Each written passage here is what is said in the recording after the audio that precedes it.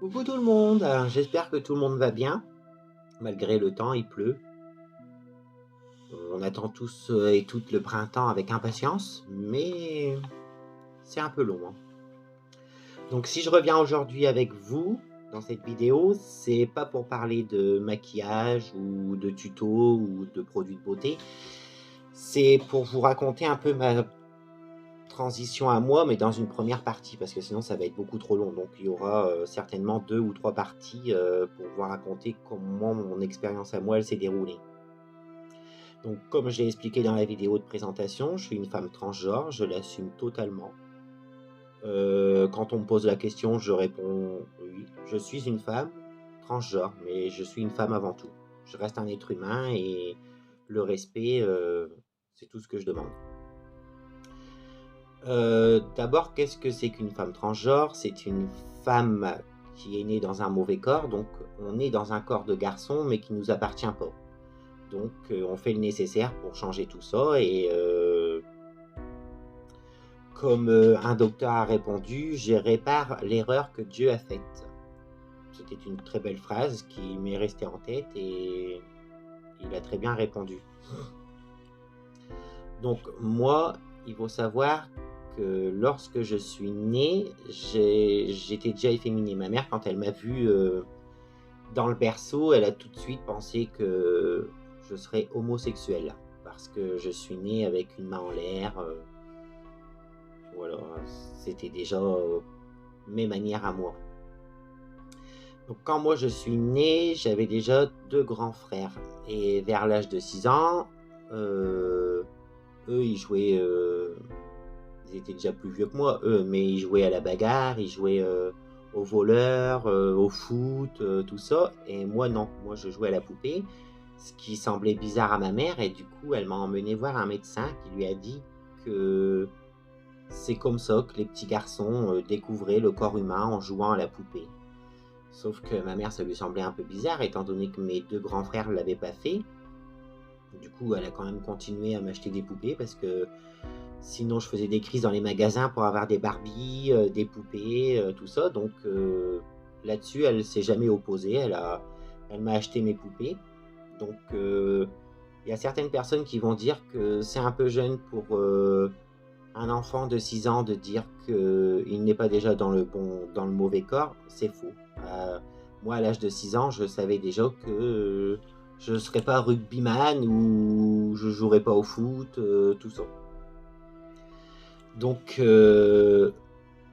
bah, les années ont suivi et puis, ma mère elle a déménagé donc dans une cour où, les propriétaires, ils avaient une petite fille, donc de mon âge et avec qui justement je pouvais jouer à la poupée. On se maquillait, on s'habillait en robe, ça paraissait bizarre à mes frères bien sûr, j'avais le droit à des insultes, tout ça. Mais en vérité, ça m'a jamais dérangé parce que, au contraire, c'est ce qui m'a rendue plus forte. Les insultes, j'en ai toujours eu dans les rues et encore maintenant, je pense que quand on regarde bien les gens, on voit leur regard, méprisant sur nous. Mais bon, moi spécialement, ça me fait rire, hein, parce que je pense que les gens qui vont venir nous juger, c'est des gens qu'eux-mêmes ne sont pas bien, dans leur vie. Donc, ça me dérange pas. Au contraire, si quelqu'un a des questions à venir me poser, qu'il vienne et je répondrai directement. J'ai quand même rencontré des gens dans ma vie, très, très, très, très ouverts d'esprit avec qui je m'entends super bien et à l'heure d'aujourd'hui, j'ai une amie, elle a jamais eu de préjugés sur moi, on s'est toujours très bien entendus, j'ai toujours été une femme pour elle, donc voilà et tous les gens ne sont pas mauvais. Donc il faut savoir que moi, à mon époque, il était interdit pour un garçon d'arriver au collège habillé en femme avec un sac à main, en guise de cartable, déjà c'était limite, une fille qui venait avec du mascara et un coup de crayon noir si elle se faisait pas virer du collège donc j'ai arrêté l'école à 15 ans pour, pouvoir sortir dans les rues habillé en femme. Parce que vu que j'avais pas le droit à l'école et d'arriver habillé en femme, ben, j'ai arrêté l'école et j'ai commencé à porter les vêtements que je voulais. J'ai fait un tri dans mon armoire, tout ce qui était vêtements de garçon. J'ai tout viré, j'ai viré toutes mes baskets. Pendant des années, je n'ai marché qu'avec des talons. Euh, c'est pour ça que maintenant j'ai mal au dos et aux genoux. Mais j'en porte encore, hein. Plus tous les jours, mais j'en porte encore souvent quand même. Et donc, comme je disais, j'ai arrêté l'école à 15 ans pour pouvoir être qui j'étais réellement. J'ai avoué à ma mère que j'étais pas dans le bon corps, que ce corps-là ne m'appartenait pas, que je l'aimais pas, et que à partir de maintenant, il fallait m'acheter que des choses de femme en fait. Si on m'achetait un pantalon, un maillot ou des chaussures, c'était femme et rien d'autre. Donc au début, ça l'a un peu choqué quand je lui ai dit que j'aimais les hommes, que dans mon corps j'étais une femme et pas un homme.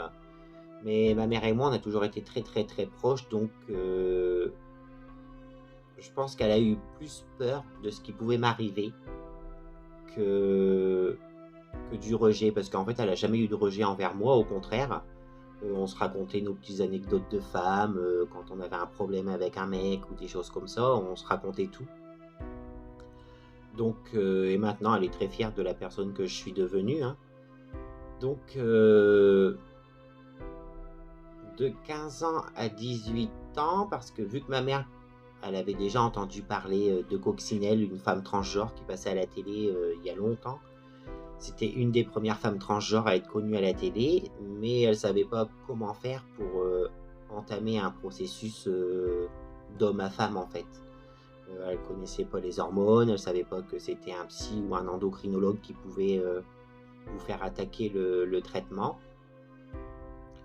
Donc, derrière le dos de mes frères, ma mère, elle m'achetait mon maquillage, mes vêtements, mes sacs à main, mes chaussures, et puis à chaque fois, elle me disait cache-les, tu dis pas à ton frère. Mais bon, je pense qu'il se doutait bien que si j'avais un sac à main neuf, que c'était ma mère qui me l'avait acheté.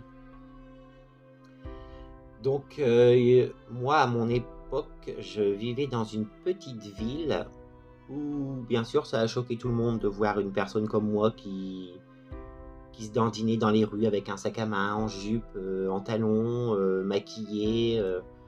Donc, bien sûr que j'ai eu des moqueries, on m'a lancé des pièces de 1 centime, on m'a lancé des cailloux, on me courait après dans la rue pour me taper, alors que la plupart de ces gens-là, quand ils ont vu la personne que j'étais devenue maintenant, c'est les premiers à m'envoyer des messages pour me voir en cachette ou des trucs comme ça. Bon, moi, ces gens-là, je les calcule pas. C'était des gens sur le passage dans la vie comme ça et voilà, c'est tout. Donc ça a été un peu compliqué, on va dire à ce niveau-là, le fait de commencer une transition dans une petite ville où les gens sont enfermés dans leur bulle, ils ne connaissent rien, à part la pêche et le foot, ça parlait pas de grand-chose. On a été dire aussi que si je m'habillais comme ça, c'était pour attirer les jeunes enfants. Enfin, on a inventé beaucoup d'histoires sur moi juste parce que j'entamais une transition et que ça choquait les gens. Mais par contre, j'ai toujours regardé les gens la tête haute en leur disant, voilà, je suis là, vous me verrez tous les jours dans les rues habillé comme ça, et s'il y a un problème, vous changez de trottoir ou vous me regardez pas tout simplement.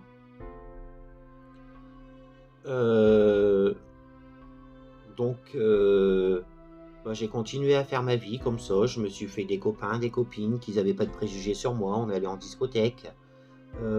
J'allais dans une discothèque où on va dire que j'étais un peu la mascotte, c'est-à-dire que le patron, j'avais parlé avec lui en disant que oui, j'étais une femme trans, j'avais pas encore commencé les hormones, mais que par la suite, j'allais subir des opérations, tout ça. Et donc, dans cette boîte-là, on m'appelait déjà Victoria, donc le prénom que j'ai choisi, parce qu'ils voyaient que, en fait, j'allais pas draguer les gens, je rigolais avec tout le monde, je discutais avec tout le monde. S'il y avait un problème avec un nouveau qui arrivait dans la discothèque et qui avait un problème avec moi, ben, les videurs, vu que j'étais bien connu, ils viraient cette personne-là parce qu'ils voyaient très bien que moi, bah, j'embêtais personne en fait. J'étais là pour m'amuser avec mes copains, mes copines, une amie avec qui je suis toujours en contact à l'heure d'aujourd'hui. Les autres, ils ont fait leur chemin, voilà, hein. Et ensuite, j'ai continué ma vie comme ça jusqu'à 18 ans, jusqu'à l'âge où on est majeur et on fait ce qu'on veut. Donc à 18 ans, j'ai été voir un psychiatre ainsi qu'un endocrinologue pour commencer donc une hormonothérapie. Les hormones, c'est des médicaments qu'on vous donne qui va changer un peu votre corps, la taille de la poitrine, ça va gonfler un peu. On commence les hormones, on n'a pas du tout de poitrine. Il faut une glande mammaire qui va se développer, une poitrine qui va pousser comme une jeune fille. Ça va affiner le grain de peau, ça va, ça va nous faire des formes au niveau du corps comme une femme. Par contre, il faut faire très attention aux hormones qu'on nous donne, parce que moi, au début, on m'a donné une hormone qui est hyper dangereuse maintenant. Normalement, elle est interdite sur le marché en France. Après, j'ai parlé il n'y a pas longtemps avec une personne en Belgique et on lui a donné cette hormone-là, donc je lui ai dit de faire très attention. C'est une hormone qui peut déclencher des tumeurs au cerveau. Donc moi, quand j'ai commencé cette hormone-là, tous les jours et toutes les nuits, j'avais des maux de tête infernales. Donc j'ai été voir mon médecin en lui expliquant que c'était pas normal, que j'avais des maux de tête horribles et tout. Si ça pouvait être dû à mes hormones. Donc au début, le médecin me dit que non, c'est pas possible. Sauf que quelques temps après, il y a eu une étude comme quoi cette hormone-là pouvait donner des cancers au cerveau. Donc j'ai repris rendez-vous avec mon endocrinologue cette fois-ci et je lui ai dit que c'était pas possible, que cette hormone-là ne m'allait pas et puis que de toute façon elle avait été classée comme dangereuse maintenant. Du coup, il me l'a enlevée, il l'a remplacée par autre chose. Mais j'ai dû faire quand même une panoplie d'examens, donc prise de sang, on m'a fait faire passer un scanner pour voir si justement ça m'avait pas développé un cancer au cerveau. Dieu merci, tout allait bien. Donc j'ai changé d'hormones et après tout allait bien. À l'heure d'aujourd'hui, j'ai encore des maux de tête parce que je suis migraineuse, mais ça c'est dû à mes yeux parce que j'ai des lunettes que je mets jamais. Donc je peux m'en prendre qu'à moi-même. Donc, comme je disais, on commence les hormones, on voit le corps changer, on a des sauts d'humeur, on peut avoir des grosses déprimes. Pour mon cas, moi, il y a des moments où j'avais plus envie de vivre. Je me demandais pourquoi ça arrivait, ça à moi. Pourquoi moi, j'étais pas dans le bon corps. Je regardais les femmes dans la rue, leurs chaussures, je les enviais, je me disais la chance qu'elle a, elle est dans le bon corps, elle se sent bien, et moi j'étais là à me dire, il va falloir que je fasse des tas de choses pour arriver à la femme que je suis aujourd'hui. En sachant aussi que ce qui peut nous trahir un peu, nous, les femmes transgenres, c'est la voix, parce que hélas, il y a une opération pour changer la voix, mais c'est irréversible, j'en reparlerai dans une autre vidéo, donc moi je ne l'ai pas faite et je la ferai pas. Parce que c'est très dangereux. J'avais été voir directement un professeur qui s'occupait donc de tout ce qui est pomme d'Adam, la voix et tout, et même cette personne m'a conseillé de pas le faire, donc je l'ai pas faite. Donc faut savoir que les hormones c'est à vie. C'est quelque chose qu'il faudra prendre toute sa vie. Une fois que vous avez une lettre de votre médecin traitant peut vous prescrire des hormones, mais le mieux c'est quand même de passer par un endocrinologue. Donc c'est une personne qui s'occupe aussi des gens qui ont du diabète, mais cette personne-là peut vous prescrire des hormones. Et c'est quand même plus son domaine. Et du coup, en même temps, il va surveiller votre poids, il va vous faire des prises de sang, il va vous donner rendez-vous assez régulièrement dans les débuts pour voir si ces hormones vous conviennent bien. Il va pas regarder votre poitrine, il va pas vous demander de vous mettre en culotte, soutien-gorge, hein, ça, il n'a pas le droit, hein, c'est tout. Donc, une fois que vous aurez vos hormones, votre médecin traitant après peut vous le prescrire. Une chose importante, c'est qu'il vous faut un suivi psychiatrique pour que lui fasse une lettre en disant qu'il vous a vu, qu'il a remarqué que vous n'étiez pas dans le bon corps et que vous parlez de vous en elle et non pas en il. Lui, après, il fera une lettre à votre médecin traitant en disant qu'il vous a consulté, qu'effectivement vous êtes transgenre et que maintenant c'est à lui de vous prescrire aussi les hormones. Parce que moi je me souviens qu'au début mon médecin traitant il voulait juste me donner la pilule pour avoir la poitrine qui développe, mais c'était très dangereux parce que je pouvais avoir un cancer du sein, donc j'ai refusé. Je voulais pas mettre non plus ma vie en danger pour avoir une poitrine. Donc je suis passé par un endocrinologue.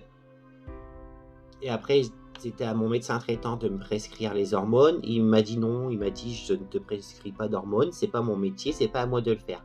Je suis allé voir mon psychiatre qui a fait une lettre à mon médecin traitant en expliquant que si c'était maintenant à lui de prescrire mes hormones, parce qu'il avait mon dossier et qu'il savait quelles hormones je prenais, tout ça. Donc à partir de ce moment-là, il n'y a plus eu de problème. Il m'a très bien suivi, il m'a demandé pour mes opérations, une fois que je les avais faites, comment ça s'était passé, tout ça. Et par contre, il avait encore un petit peu de mal parfois avec le il et le elle. Il se rattrapait très vite, mais parce qu'il m'avait connu avant et après. Donc, je lui en ai pas voulu parce qu'en même temps, c'était un docteur. Il voyait tellement de personnes par jour que je comprenais qu'il était fatigué, qu'il pouvait se tromper dans le il, dans le elle. C'était plus souvent elle que il, donc je pouvais pas lui en vouloir.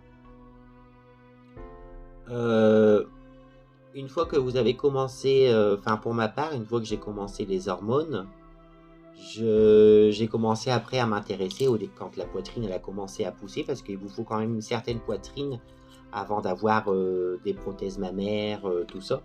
J'ai commencé à m'intéresser à certaines opérations que je voulais faire. Il faut savoir qu'à mon visage, je n'ai rien touché, j'ai toujours eu le visage très très fin. Peut-être les hormones qui ont affiné un peu plus la peau. Je peux pas dire, j'ai pas vu de différence à ce niveau-là. Donc peut-être sur certaines personnes, et je pense aussi ça dépend de l'âge à laquelle on va commencer les hormones. Si on commence les hormones à 40-50 ans, je pense que ça serait un peu plus compliqué. Après, il y a des opérations pour féminiser le visage, mais après, bon, c'est un peu plus long, c'est un peu plus dur, les douleurs. Ils font des belles choses, mais moi, je voulais pas non plus passer par tout ça. Donc ensuite, j'ai continué à vivre ma vie avec les hormones. Les gens voyaient mon changement dans les rues, donc ça allait beaucoup mieux. En fait, après, je me suis fait ma place, je me suis fait respecter. On me disait plus rien. Au contraire, les gens ils me posaient des questions sur mon changement. Dans la famille, j'ai juste un frère avec qui ça avait du mal à passer parce que pour lui un homme devait rester un homme et on pouvait pas être dans le mauvais corps. À l'heure d'aujourd'hui ça va beaucoup mieux. Il a vu que j'étais épanoui de la personne que j'étais devenue, que j'étais heureuse et que du coup maintenant il a accepté. Disons que c'est pas vraiment le fait d'accepter, on va dire que on n'est pas obligé d'accepter les personnes transgenres ou homosexuelles ou ce que vous voulez, mais il respecte, on va dire, il respecte le fait que je sois un être humain comme tout le monde, et peu importe qui je suis ou qui je serai dans 20 ans, on va dire, voilà, il respecte ça, et à l'heure d'aujourd'hui, ça va beaucoup mieux. On passe des soirées ensemble, il me présente à ses amis, il n'y a pas de souci. Donc voilà, ma mère, comment elle l'a pris, au début elle a pleuré, parce que ça lui semblait un peu bizarre qu'un garçon lui dise qu'il voulait changer de corps, tout ça. Elle m'a toujours dit, j'avais mis un petit garçon au monde, j'aurais voulu que ça reste un petit garçon, mais maintenant elle accepte très bien, elle est fière de la personne que je suis devenue. Elle a toujours été derrière moi. Ma petite sœur, elle m'a toujours vu comme une femme, comme sa deuxième maman. Et j'étais très contente quand j'ai eu une petite sœur parce que je me suis dit, c'est la seule avec qui je je vais pouvoir jouer à la poupée, que je vais pouvoir jouer au maquillage. Donc ouais, j'étais contente là à ce moment-là. Et donc après, j'ai continué mon petit train-train de vie. Je me suis imposé. J'étais là, c'est comme ça. Vous allez me voir dans les rues tous les jours. À vous de vous y faire, hein. Bien sûr, il y avait encore des gens qui me regardaient un peu bizarrement. Je suis tombé sur beaucoup de gens pervers qui s'arrêtaient, qui me donnaient leur numéro de téléphone parce qu'ils voulaient essayer une femme trans. Euh, Bien sûr, fallait que ce soit caché, tout ça. Bon, bien sûr, tout ça, j'ai refusé, hein. J'étais pas là pour le plaisir des hommes, pour essayer et voir ce que ça donnait. Ça m'intéressait pas, en fait. Donc ensuite, j'ai continué mon traitement hormonal. Je le continue toujours à l'heure d'aujourd'hui, hein. Je vais avoir 36 ans et de toute façon, c'est à vie. Donc voilà. Si vous l'oubliez une journée ou deux, c'est pas ça qui fait que vous allez ne plus avoir de poitrine ou avoir une barbe de 15 jours ou des choses comme ça, hein. C'est bien d'être régulier dans ces prises d'hormones, mais si vous oubliez, c'est pas très grave, hein. Donc ensuite, comme je vous disais, j'ai commencé à m'intéresser à tout ce qui était opération.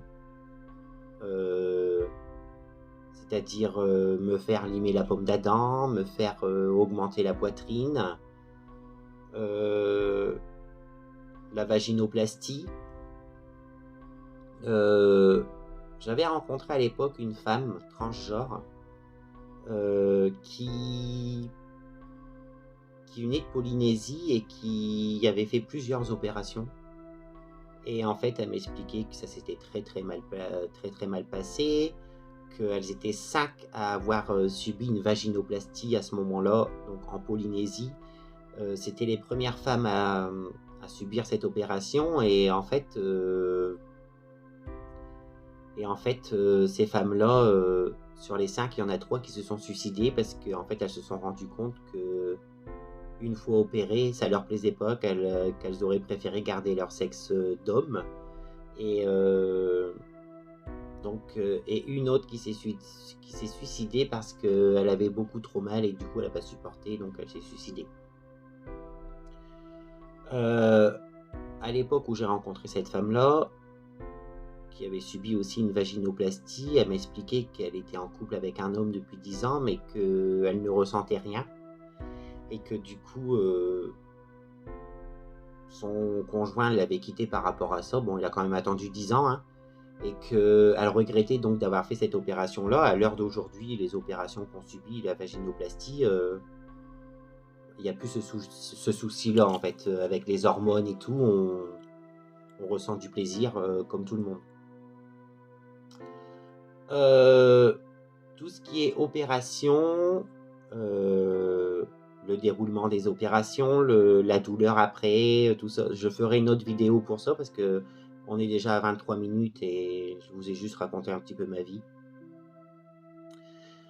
J'ai fait aussi mon changement de prénom. Donc pour ça, il faut un sacré dossier, lettre de docteur, d'endocrinologue, de psychiatre qui prouve que vous êtes suivi depuis longtemps, que vous n'avez jamais changé, que j'ai toujours dit que j'étais une femme, tout ça. Et en fait, après, j'ai ramené mon dossier à la mairie, au service de pièces d'identité, tout ça, là. Donc, on signe un papier, on demande notre ancien prénom et notre nouveau prénom qu'on veut. Ensuite, ce dossier-là, il va sur le bureau du maire de la ville. Et c'est lui qui décide si oui ou non, à ce moment-là, il est d'accord pour que vous changez de prénom. Il n'a pas été chiant, au bout de 2 jours, ça a été accordé. Ensuite, vous êtes obligé de refaire tous vos papiers. Donc j'avais une carte d'identité au nom de Victoria et mon nom de famille, mais avec la lettre M comme masculin. Donc ça me convenait pas non plus. Donc j'ai tout fait pour changer cette lettre-là sur certains papiers. Donc pour ça, j'ai dû passer au tribunal. À l'heure d'aujourd'hui, je ne sais pas comment ça se passe. J'espère que c'est un peu plus simple quand même, parce que croyez-moi, on passe au tribunal comme si on avait commis une faute grave. Je suis arrivé dans une pièce où il y avait une quinzaine de juges avec mon dossier. Il fallait que je leur explique qui j'étais réellement, depuis quand j'étais comme ça, pourquoi on est comme ça. Alors, je leur ai expliqué que je ne suis pas devenue une femme. Je suis née une femme, mais dans le mauvais corps. Donc, je rectifiais le corps, en fait, qui ne m'appartenait pas. On vous fait sortir de la pièce pour qu'ils délibèrent si oui ou non ils sont d'accord pour qu'on vous change la lettre sur vos papiers d'identité. On m'a fait rentrer au bout de 10 à 15 minutes. Ça va, ils étaient tous très gentils, ils avaient le sourire. Et ils m'ont dit oui, on accepte pour qu'on change la lettre parce que ça vous correspond pas. Quand on vous voit, on voit une femme et on voit pas un homme, donc oui. Donc j'étais très contente quand je suis sortie, malgré tout. Le seul bémol qu'il y a, c'est pourquoi on doit passer devant autant de juges. On n'a pas tué personne, on n'a pas commis un crime. On n'est pas malade, on n'est pas des malades mentales, hein. Des malades mentaux, pardon. Et donc ensuite, il a fallu que je refasse ma pièce d'identité, tout ça à mes frais, hein. Ma pièce d'identité pour qu'on change ensuite la lettre. J'ai aussi fait changer mon numéro de sécurité sociale pour qu'il commence par un 2, parce que les femmes, ça commence par un 2, les hommes par un 1. Voilà. Il a fallu que j'écrive des lettres à tous les organismes auxquels j'étais inscrite pour qu'ils changent mon prénom et le sexe. Il a fallu que je téléphone à la mairie là où j'étais née pour qu'on me change mon acte de naissance pour dire que j'étais née en tant que femme et non pas en tant qu'homme. Donc ça a été fait. Ça a été très très long, mais ça a été fait. J'avais reçu, malgré tout, quand ça avait été fait, j'avais reçu encore des courriers où c'était marqué Monsieur Victoria. Alors il fallait que j'appelle pour dire que c'était de la transphobie, que je leur avais déjà écrit une lettre en disant que ça avait été changé et que maintenant c'était Madame et non plus Monsieur. Donc à chaque fois on s'excusait, mais s'excuser ça va un moment, mais à force, il y en a marre, quoi. À l'heure d'aujourd'hui, je reçois tous mes courriers au nom de Madame. Mes papiers sont au nom de Madame. Mais c'était pour vous expliquer que moi, à mon époque, c'était quand même très très long de changer un prénom, de commencer des hormones, En fait, on avait un suivi comme si on était des gens qui avaient un problème dans la tête. Alors que pas du tout, en fait. Si on n'est pas dans le bon corps, on ne l'a pas choisi. On est comme ça et c'est tout. Il faut rectifier l'erreur de la nature, hein. Ensuite, qu'est-ce que je peux vous dire? Parce que je ne vais pas vous parler des opérations, tout ça maintenant, parce que ça sera dans une autre vidéo. Je pense que c'est déjà très bien. Je vous en ai déjà dit beaucoup, là. La vidéo, elle est quand même déjà pas loin de 30 minutes. Ça vous fera un bon visionnage. Si vous avez des questions auxquelles j'ai peut-être pas répondu là dans la vidéo, vous n'hésitez pas à me laisser un commentaire, hein. Je répondrai soit en vidéo, soit dans le commentaire, on verra. Je réfléchis si pour le moment j'ai rien oublié.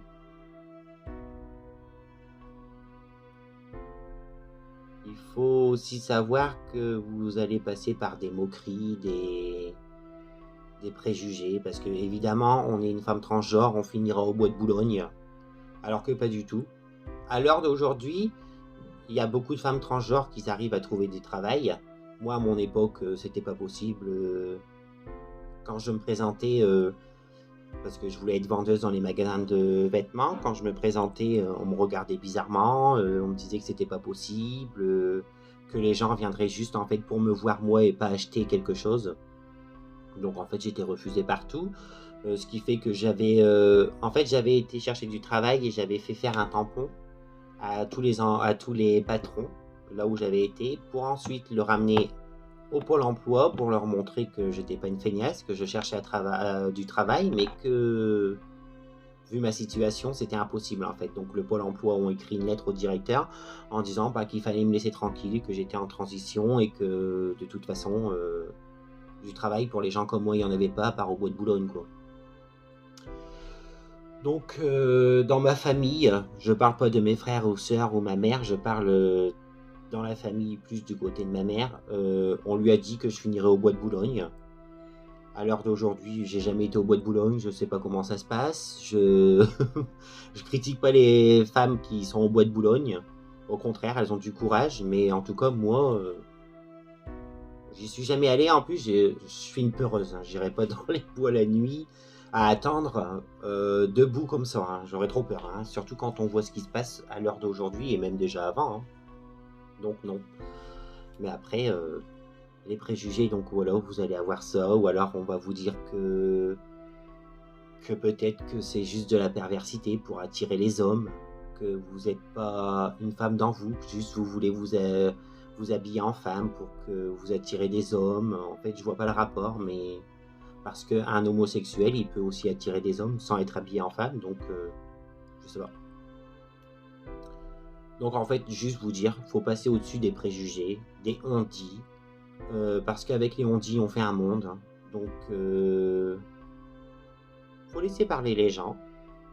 Et quand vous serez devenu la personne que vous êtes vraiment, ces gens-là, ils auront plus qu'à fermer leur bouche et se dire, bon ben, en fait, j'ai parlé pour rien et c'est tout. Donc je ferai une deuxième vidéo pour parler, comme je vous ai dit, des opérations. Et si j'ai d'autres choses qui me viennent en tête, je l'écrirai. J'ai un petit carnet où j'écris un peu de quoi je peux vous parler en vidéo ou des vidéos que je peux faire. Et donc je vous en parlerai. Et en attendant, soyez beaux et belles et je vous dis à bientôt.